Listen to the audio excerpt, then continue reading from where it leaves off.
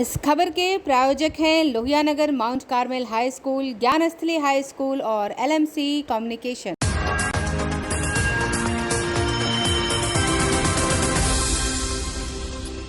नमस्कार, मैं अक्षिता और आप देख रहे हैं आंखें न्यूज़ 24। रात 8 बजे के समाचार में आप सभी का स्वागत है।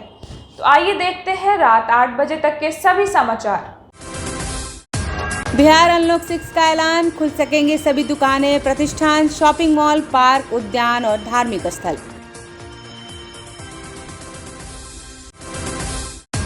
सीने में दर्द की शिकायत के बाद दिल्ली एम्स पहुंचे लालू यादव, बाहर आने पर बोले जातीय गणना बहुत जरूरी। WHO के वैज्ञानिकों के दावों ने बढ़ाई चिंता, कहा भारत में लंबे समय तक रहेगा कोरोना वायरस महामारी का खतरा। मुंगेर में सरकारी दफ्तर में रिश्वत लेकर हो रहा था काम, ऑन स्पॉट पहुंचे DM ने सस्पेंड कर 4 को भेजा जेल। केंद्रीय मंत्री पशुपति पारस का विवादित बयान, बोले बाढ़ दैवीय प्रकोप, मैं लोगों से मिलने भी नहीं जा रहा। अब समाचार विस्तार से। बिहार राज्य आपदा प्रबंधन प्राधिकरण के उपाध्यक्ष व्यास जी ने कहा कि बाढ़ व भूकंप आपदा के मद्देनजर बिहार बहुत ही संवेदनशील राज्य है। आपदा में अपनी निपुणता का इस्तेमाल करते हुए हमेशा लोगों की मदद करने के लिए तैयार रहा है। बिहार राज्य आपदा प्रबंधन प्राधिकरण के उपाध्यक्ष व्यास जी ने कहा है कि बाढ़ और भूकंप आपदा के मद्देनजर बिहार बहुत ही संवेदनशील राज्य में है। आपदा में अपनी निपुणता का इस्तेमाल करते हुए हमेशा लोगों की मदद करने के लिए तत्पर व तैयार रहें। इसके लिए अंचल पदाधिकारियों के साथ 3 दिवसीय प्रशिक्षण शिविर लगाया गया है। वहां आपदाओं से कैसे निपटा जाए, इस पर चर्चा, विचार और निष्कर्ष निकाला जा रहा है। ब्यूरो रिपोर्ट, आंखें न्यूज़ 24। हमारे राज्य में कई तरह की आपदाएं आती हैं और हम कहते हैं कि हमारा राज्य बहु आपदा प्रवण है। बहु आपदा प्रवण का मतलब हुआ कि जितनी प्राकृतिक आपदाएं हो सकती हैं पहाड़ों को छोड़ करके, वो सारी की सारी आपदाएं हमारे राज्य में आती हैं। मानव निर्मित आपदाएं, जिसमें हम सड़क दुर्घटना को बहुत बड़ी आपदा मानते हैं। आग लगती है हमारे यहाँ, नाव दुर्घटनाएँ होती हैं, डूबने से मौतें होती हैं, ये बड़े पैमाने पर घटित होती हैं। और हेल्थ इमरजेंसीज़ भी हमारे यहाँ बहुत बड़े पैमाने पर आता है। AS की परेशानी होती है, डायरिया की परेशानी होती है और अभी तो कोविड को हम लोग देख ही रहे हैं। इन विभिन्न आपदाओं से निपटने के लिए ग्रासरूट लेवल पे जो प्रशासनिक व्यवस्था है उसमें CO और BDO यानी अंचल अधिकारी और प्रखंड विकास पदाधिकारी की बड़ी महत्वपूर्ण भूमिका होती है। और अब दुनिया में आपदाओं से निपटने के पहले आपदाओं के जोखिमों को पहचान करके और उनको कम करने के प्रयासों पर काफ़ी काम हो रहा है। हमारे राज्य में भी काम हो रहा है। हम लोगों ने आपदा जोखिम न्यूनीकरण का एक रोड मैप तैयार किया है 15 साल का, जो कैबिनेट ने अप्रूव किया है 2016 में। और बहुत सारे SOPs भी बनाए हुए हैं, स्टैंडर्ड ऑपरेटिंग प्रोसीजर्स, कि विभिन्न आपदाओं में क्या करने की आवश्यकता पड़ेगी। तो इन तमाम आपदाओं से बचाव के बारे में, जोखिमों को कम करने के बारे में और इन आपदाओं के आने पर कैसे उससे निपटा जाए, इसके लिए प्रखंड विकास पदाधिकारियों और अंचल अधिकारियों को 3 दिवसीय प्रशिक्षण दिया जा रहा है। एम्स इंस्टीट्यूट में प्रशिक्षण शुरू किया गया है और यह लंबे काल तक चलेगा, क्योंकि जितने ब्लॉक और अंचल हैं सभी के पदाधिकारियों तक पहुंचना है। इनकी संख्या 1000 से ज़्यादा है और कोविड के कारण अभी जो हमारा सेशन का जो स्ट्रेंथ है वो घटाया गया है, 25-25 का किया गया है। इन कई कारणों से, बाढ़ वगैरह की वजह से उतने लोग आ नहीं पाते। तो लंबे समय तक लगातार चलाया जाएगा ताकि सारे पदाधिकारियों को प्रशिक्षित किया जा सके। बिहार सरकार ने अनलॉक 6 का ऐलान कर दिया है। अब राज्य में दुकान, पार्क, प्रतिष्ठान, शॉपिंग मॉल एवं धार्मिक स्थल सामान्य रूप से खुल सकेंगे। साथ ही मुख्यमंत्री नीतीश कुमार ने कोरोना प्रोटोकॉल का भी पालन करने का लोगों से अपील किया है। बिहार में बुधवार को अनलॉक 6 का ऐलान हो गया। मुख्यमंत्री नीतीश कुमार की अध्यक्षता में हुई आपदा प्रबंधन की बैठक में अनलॉक 6 को लेकर कई निर्णय लिए गए। इसमें धार्मिक स्थल, विश्वविद्यालय, स्कूल, कॉलेज खोलने के साथ सभी प्रकार की सामाजिक, राजनीतिक, मनोरंजन, खेलकूद, सांस्कृतिक और धार्मिक आयोजन करने की भी अनुमति दी गई है। वहीं बैठक के बाद सीएम नीतीश ने ट्वीट कर कहा कि कोविड की स्थिति की समीक्षा की गई। कोरोना संक्रमण की स्थिति में सुधार को देखते हुए सभी दुकानें, प्रतिष्ठान, शॉपिंग मॉल, पार्क, उद्यान और धार्मिक स्थल सामान्य रूप से खुल सकेंगे। जिला प्रशासन की अनुमति से सभी प्रकार के सामाजिक, राजनीतिक, मनोरंजन, खेलकूद, सांस्कृतिक और धार्मिक आयोजन अपेक्षित सावधानियों के साथ आयोजित किए जा सकेंगे। सीएम ने अन्य ट्वीट में लिखा, सभी विश्वविद्यालय, कॉलेज, तकनीकी शिक्षण संस्थान तथा विद्यालय के साथ साथ कोचिंग संस्थान भी सामान्य रूप से खुलेंगे। राज्य के विश्वविद्यालयों, कॉलेजों, विद्यालयों द्वारा परीक्षा आयोजित की जाएगी। 50% क्षमता के साथ cinema hall, club, gym, swimming pool, restaurant और खाने की दुकानें खुल सकेंगे। परंतु तीसरी लहर की संभावना के मद्देनजर हम सभी बिहार वासियों को कोविड अनुकूल व्यवहार के साथ सावधानी बरतना जरूरी है। ब्यूरो रिपोर्ट, आंखें न्यूज़ 24। आइए लेते हैं एक छोटा सा ब्रेक। आपके हर सवाल के जवाब का, आपके सवाल जो तीखे तर्रार, तेज़ तर्रार होते हैं, उससे मैं कोशिश करूंगा कि बचूं। पटना शहर से मैं मुंबई तक का सफ़र कैसे किया, 3 साल से 10-12 अवार्ड्स हमारे झोली में आ गए हैं। लोग कहते थे कि कॉमेडी अच्छा करते हैं आप। देखिए, निजी ज़िंदगी में मैं बहुत हंसोड़ हूँ। मैंने जैसे बताया कि मेरी शुरुआती दौर में मैं कॉमेडी नहीं करता था। तो आइए देखते हैं एक मुलाकात भोजपुरी कॉमेडी किंग मटरू के साथ। ब्रेक के बाद आप सभी का स्वागत है। पत्रकार मनीष कुमार सिंह की हत्या कुछ दिन पहले ही हुई थी। इसके खिलाफ हिंदू जागरण मंच की ओर से श्रद्धांजलि सभा का आयोजन किया गया। दिवंगत पत्रकार को इंसाफ दिलाने के लिए इस कांड के लिए सीबीआई जांच की मांग की गई है। सुदर्शन टीवी न्यूज़ के पत्रकार मनीष कुमार सिंह की हत्या कुछ दिन पहले हुई थी। इसके खिलाफ में हिंदू जागरण मंच की ओर से श्रद्धांजलि सभा का आयोजन किया गया, जिसमें दिवंगत पत्रकार को इंसाफ दिलाने के लिए इस कांड की सीबीआई जांच कराने की मांग की गई। ब्यूरो रिपोर्ट, आंखें न्यूज़ 24। इस देश में ये क्या हो रहा है? ये कौन सा अफगानी तालिबानी विचारधारा के लोग यहाँ पर काम कर रहे हैं? हिंदुत्व का नाम लेकर कोई कार्य कर रहा हो तो उसको गोली मार दी जाए? या कौन सा विचारधारा इस देश के अंदर चल रहा है? हमारे युवा पत्रकार, मेरे मित्र मनीष जी, जो पूरे अपने कार्यकाल में एक उत्कृष्ट व्यक्ति थे और बड़ा ही मेहनती लोग थे। उनकी दोष क्या थी? उनकी महज दोष इतना था कि वह हिंदुत्व के विचारधारा को लेकर चलने वाले लोग थे और जहाँ हिंदू हित की बात होती थी वह कार्य किया करते थे। एक स्वच्छंद पत्रकार, एक युवा पत्रकार आज इसलिए हमारे बीच में नहीं है क्योंकि वह हिंदुत्व की बात किया करते थे। आज इसलिए हमारे बीच में नहीं है, आज हम लोग ढूंढ रहे हैं कि मेरे प्यारे मनीष जी कहाँ हैं। और सरकार से यह आग्रह है कि अपराधियों को कड़ी दंड दिया जाए और उनके आश्रितों का भी ख्याल रखा जाए। हिंदू जागरण मंच उनके आश्रितों की तरफ भी देख रहा है और हम लोग अगले 1-2 दिन के अंदर उनके घर पर भी जाने का कार्य करेंगे।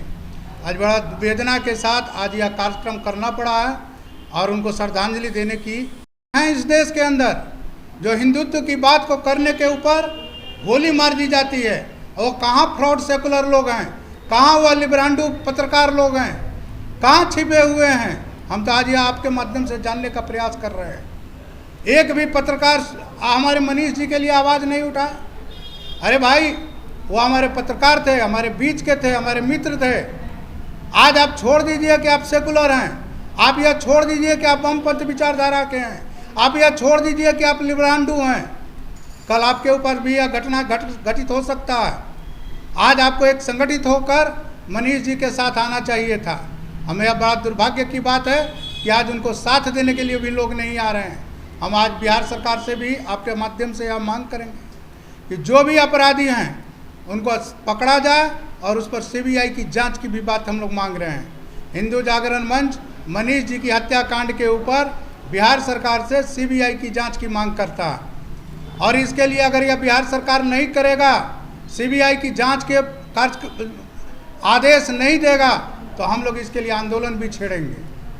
हम लोग उनको कभी नहीं छोड़ेंगे, उन बंधु, उन मित्रों को कभी नहीं छोड़ेंगे जो हम लोगों के हिंदुत्व की बात करते हैं। हम आपके माध्यम से उनके परिवार को यह संदेश देना चाहते हैं कि आप अकेले नहीं हैं। मनीष जी अपने पीछे कितने मनीष जी को छोड़ कर गए हैं। आपका देखभाल, आपकी रक्षा, आपकी सुरक्षा करने के लिए हम लोग तत्पर हैं और हम लोग आपके घर पर बहुत ही जल्द आने वाले हैं अपने सारे पत्रकार बंधुओं के साथ। और फिर से एक बार आपके माध्यम से, क्योंकि आज श्रद्धांजलि का दिन है, आज बहुत कुछ कहना नहीं है, लेकिन बिहार सरकार से हम मांग करते हैं कि इस कांड को, इस हत्याकांड को सीबीआई के द्वारा जांच किया जाए और अपराधियों को सख्त सजा देने की कार्य किया जाए। भागलपुर के गोपालपुर विधानसभा सीट के जदयू विधायक नरेंद्र कुमार सिंह उर्फ गोपाल मंडल ने बिहार के deputy chief minister Tarkishore Prasad पर गंभीर आरोप लगाते हुए इस्तीफे की मांग की है। इस टिप्पणी के बाद गोपाल मंडल पर अभी तक कोई कार्रवाई नहीं होने से भाजपा कार्यकर्ता काफी आक्रोश में हैं। भागलपुर के गोपालपुर विधानसभा सीट से जदयू विधायक नरेंद्र कुमार नीरज उर्फ गोपाल मंडल ने बिहार के डिप्टी सीएम तारकिशोर प्रसाद पर गंभीर आरोप लगाते हुए इस्तीफे की मांग की है। विधायक ने उप मुख्यमंत्री तारकिशोर प्रसाद पर गठबंधन के नेताओं की उपेक्षा करने का आरोप लगाया है। बाढ़ राहत शिविर का दौरा करने के दौरान भाजपा और जदयू के नेताओं की उपेक्षा की गई। गोपाल मंडल का कहना है कि विधायक और कार्यकर्ता इंतजार करते रहे, लेकिन डिप्टी सीएम दूसरी पार्टी के नेताओं के साथ इस क्षेत्र में दौरा करने चले गए। जदयू विधायक की टिप्पणी के बाद अभी तक कार्रवाई नहीं होने से भाजपा कार्यकर्ताओं में आक्रोश बढ़ रहा है। जदयू विधायक का बयान पूरी तरह से गठबंधन धर्म के विरुद्ध है। इस पर मुख्यमंत्री को तुरंत संज्ञान लेना चाहिए। इतना ही नहीं, जदयू विधायक गोपाल मंडल ने डिप्टी सीएम तारकिशोर प्रसाद पर संगीन इल्जाम लगाते हुए कहा कि उप मुख्यमंत्री तारकिशोर प्रसाद भागलपुर में वसूली करने आते हैं। उन्होंने कहा कि डिप्टी सीएम लोजपा नेता से सोने से भरा थैला और मोटी रकम की वसूली करने के लिए हर महीने भागलपुर पहुंचते हैं। हालांकि उनके इस बयान पर भाजपा नेता ने आपत्ति जताई है। भाजपा जिला इकाई के एक नेता ने कहा कि गोपाल मंडल के सारे आरोप निराधार और बेबुनियाद हैं। ब्यूरो रिपोर्ट, आंखें न्यूज़ 24। वो कई बार आ चुके हैं, मेरे पूछे बिना नवगछिया घूमे फिरे, सब कुछ किए, कहाँ बिहार नहीं किए। और लोजपा वाले के जो हमारे खिलाफ चुनाव लड़ते थे, सुरेश भगत जी, उनके साथ घूमना, लोजपा के कार्यकर्ता के साथ घूमना, हमको खबर नहीं करना। पहली बार हम ये थ्रेट किए, समझाए, ये गलत बात है उप मुख्यमंत्री जी, मेरा क्षेत्र जाइए, तुम वहाँ का एमएलए हैं, हमको छांट दीजिएगा तो लोग क्या कहेंगे। इनको दरकिनार कर दिया है। वो बोला अच्छा ठीक है, भूल हो गया। लेकिन फिर दोबारा वो नाथनगर आए, नाथनगर से फिर भागलपुर में आए। यहाँ ये क्या कहा जाए, भाजपा के, उनको नहीं पूछा और उसी लोजपा वाले के साथ घूमते फिरते रहा। और उन्होंने अगला बार भी आए थे, तो अगला बार भी राजेश पांडे के हम चाय पिए थे, राजेश वर्मा। अब की बार तो राजेश वर्मा के भोजन भी किए। सारे लोजपा के लोग, भाजपाई लोग थे कि नहीं थे। रोहित पांडे को नहीं पूछा गया। रोहित पांडे फ़ोन पर रोने लगे मेरे निकट। हमने हमारा भी तो यही दुर्दशा है। तब मैंने प्रेस कॉन्फ्रेंस की मदद की और हमारे वहाँ कार्यकर्ता को बोला, कार्यकर्ता ये समीक्षा बैठक करेंगे कार्यकर्ता के साथ। यहाँ भी बैठक नहीं हुआ। वहाँ भी हम लोग 100 कार्यकर्ता के साथ 7 बजे आना था, 10 बजे तक रहे, नहीं आया। तब वहाँ के पत्रकारों ने जिद करके, नहीं आए तो क्या हुआ, गोपाल मंडल को माला डाल दीजिए। बड़ा ऐसा माला था। हम भाजपा जिला अध्यक्ष, जदयू जिला अध्यक्ष, हम तीनों आदमी मिला के फ़ोटो कीजिए, इनकलाब जिंदाबाद हुआ। और इनके बारे में हम कहे, बड़प्पन लुटे, भाई वो नेता आदमी हैं, कहीं ना कहीं से कोई पकड़ लेते होंगे, बार पर इधर देखिए उधर देखिए, इसलिए लेट हो गया, माफ़ कीजिएगा। वो अब ट्रेन पकड़ के चले जाएंगे, हम लोग चले गए। जाने के बाद फिर आते हैं, उनके इंतज़ार में परवीन भगत जी हैं वहाँ पर। सुरेश भगत लोजपा प्रत्याशी थे जिन्होंने 23,000 वोट की काटा हमारे गम को हराने के लिए। संजीव सिंह उर्फ झा वो निर्दलीय चुनाव लड़ा था। वो पहले भाजपा के प्रखंड अध्यक्ष थे। उन्होंने 4,500 वोट काटा। परवीन भगत थे। अब विपिन मंडल जिला पार्षद सदस्य हैं। वो तो कोई दल का नहीं है, हमारे पत्नी को हराने का काम किया। उनके साथ, सबके साथ मिल बैठ के बैठक किया। और आदमी थे बनिया वर्ग सब, बैठक किया। अब बैठक करने के बाद तब ट्रेन पकड़े। उन्हीं लोगों के साथ भोजन किया। हम लोग को नहीं खोजा गया, हमको फ़ोन भी नहीं किया गया। और हम तो यह कहना चाहते हैं जब इस प्रकार का बड़े लीडर काम करे, उनका ये उप मुख्यमंत्री पोस्ट पर रहना कोई उचित नहीं बनता है।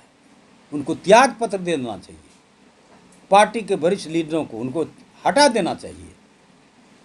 जीते हुए प्रत्याशी के साथ, हारे हुए प्रत्याशी के साथ, आखिर प्रत्याशी तो है, अभी गठबंधन में है तो भाजपा का भी व्यक्ति है, विधायक है, तो उन्होंने ऐसा गलती करता है। तहसीलदारी करने का काम करता है, तहसीलता है बाजार में बैठ के बनिया बरगांव से। कौन है? उप मुख्यमंत्री जी, उप मुख्यमंत्री तारकेश्वर जी। आइए लेते हैं एक छोटा सा ब्रेक। हूँ आपके हर सवाल के जवाब का। आपके सवाल जो तीखे तर्रार तेज़ तर्रार होते हैं, उससे मैं कोशिश करूँगा कि बचूँ। पटना शहर से मैं मुंबई तक का सफ़र कैसे किया, 3 साल से 10-12 अवार्ड्स हमारे झोली में आ गए हैं। लोग कहते थे कि कॉमेडी अच्छा करते हैं आप। देखिए, निजी ज़िंदगी में मैं बहुत हंसोड़ हूँ। मैंने जैसे बताया कि मेरी शुरुआती दौर में मैं कॉमेडी नहीं करता था। तो आइए देखते हैं एक मुलाकात भोजपुरी कॉमेडी किंग मटरू के साथ। ब्रेक के बाद आप सभी का स्वागत है। राष्ट्रीय जनता दल के अध्यक्ष लालू यादव की तबीयत नासाज होने के बाद उन्हें दिल्ली एम्स ले जाया गया। बताया जा रहा है कि उन्होंने सीने में दर्द की शिकायत की थी। राष्ट्रीय जनता दल के अध्यक्ष लालू प्रसाद यादव की तबीयत नासाज होने के बाद उन्हें दिल्ली एम्स में लाया गया। मेरी जानकारी के अनुसार एम्स के कार्डियोलॉजी और नेफ्रोलॉजी डिपार्टमेंट में उनकी जांच की गई। डॉक्टरों ने लालू प्रसाद से यह भी कहा कि फिलहाल उन्हें भर्ती होने की जरूरत नहीं है। बताया जा रहा है कि वह अपनी बेटी मीसा भारती के घर वापस पहुंच चुके हैं। मेरी जानकारी के मुताबिक उनकी जांच कार्डियोलॉजी के डॉक्टर राकेश यादव और नेफ्रोलॉजी के डॉक्टर संदीप महाजन ने की। बेहतर इलाज के लिए कुछ दवाएं बदली। इस दौरान लालू प्रसाद यादव तकरीबन 1 घंटे तक एम्स में रहे। इसके बाद उन्हें घर भेज दिया गया। बताया जा रहा है कि लालू यादव की तबीयत पिछले 2 दिनों से खराब चल रही थी। ब्यूरो रिपोर्ट, आंखें न्यूज़ 24।